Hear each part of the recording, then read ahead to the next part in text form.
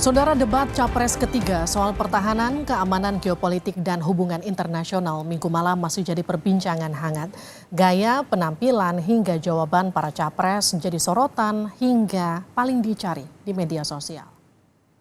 Seperti yang dilakukan ketika era Bung Karno pada waktu itu, Ali Sastroamidjojo, apa yang dikerjakan? Merangkul semua. Membawa apa yang menjadi agenda selatan-selatan, bukan menceritakan agenda kita. Semua orang bisa baca di Google tentang apa yang kita kerjakan.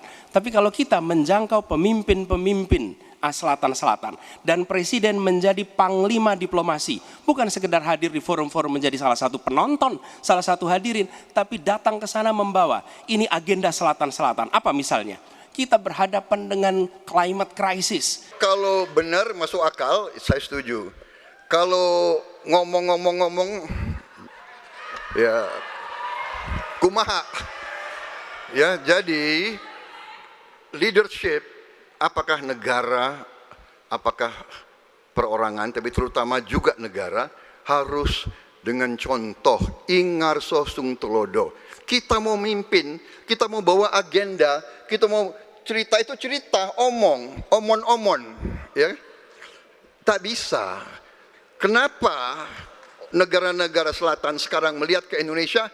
Karena kita berhasil membangun ekonomi kita. Jadi tidak hanya omon, kerjanya omon saja, nggak bisa. Kata omon-omon yang diucapkan Capres nomor urut 2 Prabowo Subianto menjadi trending di Twitter atau media sosial X. Kata-kata Prabowo itu juga ramai dicari netizen. Kata omon-omon muncul saat Prabowo merespon pertanyaan di debat soal hubungan internasional. Prabowo Subianto bilang Anies hanya sekedar omon-omon karena Indonesia tak bisa menyuarakan agenda internasional bila dipandang sebelah mata. Sebelumnya, Capres nomor urut 1 Anies Baswedan menyatakan Indonesia harus berperan aktif di forum internasional, tak cukup hanya hadir dan menjadi penonton. Drone Emprit menilai kata omon-omon membawa dampak positif bagi Prabowo Subianto. Dari analisis data volume percakapan di Twitter, Anies masih mendominasi sebesar 42%, lalu Prabowo 28% dan Ganjar 30%. Sentimen positif terhadap Anies sebesar 76%, sementara sentimen negatif 14%. Komentar negatif Prabowo lebih besar jika dibandingkan komentar positifnya, negatif 54% dan positif 40%. Sementara itu, sentimen positif Ganjar sebesar 72% dan negatif sebesar 11%. Litbang Kompas juga merilis hasil jajak pendapat yang dilakukan saat debat berlangsung hingga selesai Minggu malam. Penilaian kandidat Capres berdasarkan cara menjawab pertanyaan dengan lancar dan jelas, Anies dan Ganjar imbang di angka 7,4 dari penilaian skala 10. Sementara Prabowo di angka 6,9. Dalam kategori penilaian menguasai permasalahan, Ganjar paling unggul sebesar 7,4, lalu Anies 7,2 dan Prabowo 6,9. Penilaian terhadap penampilan kandidat di atas panggung, Anies mendapat penilaian 7,9, lalu Prabowo 7,1 dan Ganjar 7,8. Debat ketiga sudah usai, masih ada 2 debat lagi yang dijadwalkan KPU sebelum akhirnya memasuki masa akhir kampanye dan pemilihan umum di 14 Februari mendatang. Tim Liputan Kompas TV. Lalu bagaimana perbincangan dan analisis di media sosial dan hasil jajak pendapat Litbang Kompas pasca debat ketiga? Kita bahas bersama Yohan Wahyu, peneliti senior Litbang Kompas. Mas Yohan, selamat petang. Selamat petang. Ada juga Ismail Fahmi, pendiri Drone Emprit. Mas Ismail, selamat petang. Selamat petang, Mbak. Selamat petang, Mas Yohan. Saya ke Mas Ismail Fahmi dulu. Jadi Drone Emprit merilis sentimen negatif dan positif ketiga capres. Apa saja yang didapatkan Drone Emprit dari hasil debat semalam?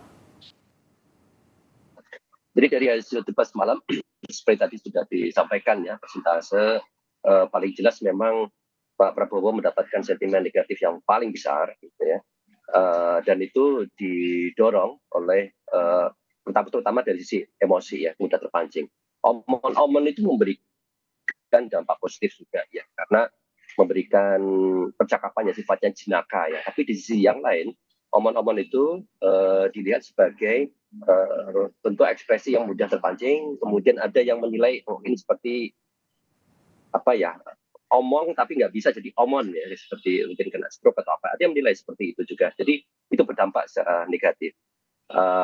Pak Prabowo juga setuju dengan Ganjar, ya, itu dilihat sebagai hal yang negatif, dan juga terutama soal Gaza, ya, respon Pak Prabowo terkait dengan Gaza pada saat bilang bahwa negara yang tidak memiliki angkatan perang yang kuat seperti Gaza itu akan mudah dijajah saja. Dari sisi Anies Baswedan itu mendapatkan sentimen yang positif paling besar, mirip sebetulnya dengan Ganjar.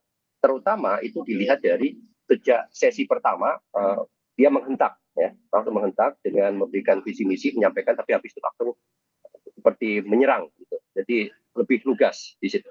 Nah, itu memberikan sentimen yang positif yang tinggi, sehingga ada salah satu ekspresi let him cook, ya, kalau dalam bahasa Inggris kan seperti itu, ya, dalam bahasa Indonesia mungkin digoreng, ya, digoreng gitu. Nah, hal itu diikuti oleh Ganjar, ya. Pada awalnya Ganjar lebih santai, slow, kemudian seperti orang melihatnya kok seperti main aman gitu, tapi di akhir-akhir juga merespon seperti Anies, yaitu ikutan menghajar juga dalam bahasa kasarnya seperti itu, tapi intinya lebih tegas di sana. Nah, hal ini memberikan sentimen yang positif bagi Anies dan Ganjar, tetapi ada yang menarik sebetulnya pasca debat, apa yang kita tampilkan di sini kan hasil dari Twitter. Kalau di dunia TikTok itu beda lagi. Ya. Di TikTok itu lebih banyak pasca debat tidak dipakai untuk membahas yang sifatnya substansial, seperti yang disampaikan tadi. Ya. Di Twitter masih banyak pembahasan lebih substansial, meskipun yang superficial juga banyak. Tetapi di TikTok lebih ke melihat perasaan. Jadi kayak ketika Pak Prabowo tampil nilai skornya itu rendah tadi, ya, tetapi dinarasikan sebagai sosok yang kena serangan, ya, serangan rame-rame. Itu istilahnya apa ya? Jadi victim macam itu. Jadi itu menimbulkan emosi. Ternyata banyak netizen itu memperlihatkan video mereka lagi menangis, lagi kasihan sama Pak Prabowo gitu. Jadi malah bukannya membuat mereka berubah pikiran untuk tidak mendukung Prabowo. Di situ saya lihat mereka malah makin kuat gitu, ya. Jadi di antara mereka yang sudah mendukung, sepertinya debat ini tidak banyak melakukan perubahan. Menang atau kalah di dalam debat itu semakin menguatkan mereka. Gitu. Kalau Mas Yohan sendiri di Litbang Kompas melakukan jejak pendapat saat debat berlangsung, seperti apa metodenya dan hasilnya bagaimana, Mas Yohan? Iya, sebenarnya yang disampaikan Mas Fahmi tadi sebenarnya juga terbaca ya dari hasil jajak pendapat Kompas. Setidaknya polanya sama. Misalnya dari segi penilaian responden terhadap penampilan ketiga capres kita. Ada tiga isu yang sebenarnya kita tanyakan, dari bagaimana cara menjawabnya dari calon presiden itu, bagaimana penguasaan permasalahannya, dan yang ketiga adalah penampilan secara umum. Rata-rata memang Anies dan Ganjar relatif lebih tinggi penilaiannya dibandingkan Pak Prabowo. Misalnya secara umum penampilan kandidat di atas panggung debat itu, ya, Pak Anies meraih angka 7,9, jadi skor gitu, ya. Kita minta responden kasih skor. Sementara Pak Ganjar juga hampir sama, 7,8. Dan Pak Prabowo paling rendah 7,1 dibandingkan Pak Anies dan Pak Ganjar. Hal yang sama juga ketika kita tanya soal kepuasan penampilan secara umum, ya, ke responden, apakah puas dengan penampilan Pak Anies, puas dengan penampilan Pak Prabowo dan penampilan Pak Ganjar, itu 71,4% itu menyatakan puas pada penampilan Pak Anies. Ke Pak Ganjar juga sama, 79,7%, ya, relatif lebih tinggi. Tapi ke Pak Prabowo sangat rendah, 48,9%. Tingkat kepuasannya responden terhadap penampilan secara umum Pak Prabowo di debat ketiga semalam.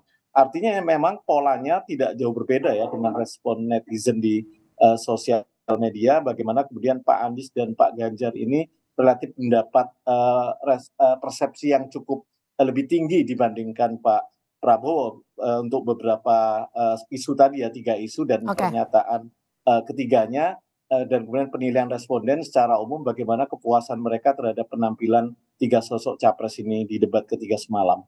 Dan apakah kemudian menurut Anda akan mempengaruhi elektabilitas ketiganya? Di pertanyaan kami, ini juga pertanyaan yang sama kita tanyakan di jajak pendapat di debat pertama dan debat kedua kemarin. Rata-rata sebenarnya cukup rendah, ya, orang yang menyatakan atau mengaku akan mengubah pilihan, ya. Rata-rata di angka 10% responden yang menyatakan bahwa debat ini akan menjadi pertimbangan mereka untuk mengubah pilihan. Jadi memang tidak ada faktor yang cukup besar gitu ya, mampu debat ini mengubah pilihan. Ini hanya menguatkan pilihan masing-masing saja. Pemilihnya Pak Prabowo, Pak Anies, dan Pak Ganjar semakin kuat. Sementara dari sisi swing voter atau undecided voter, ini juga masih menimbang-nimbang, mengkalkulasi gitu ya. Baik. Tapi setidaknya 10% itu angka yang menjadi angka harapan ya bagi semua calon presiden untuk bisa menarik simpati dari pemilih, tidak saja dari undecided voter, tapi dari masing-masing pemilih capres ini kan punya potensi swing voter juga gitu, Vivi. Terima kasih Mas Yohan Wahyu, terima kasih juga Mas Ismail Fahmi sudah bergabung di Sapa Indonesia Malam, sehat-sehat selalu.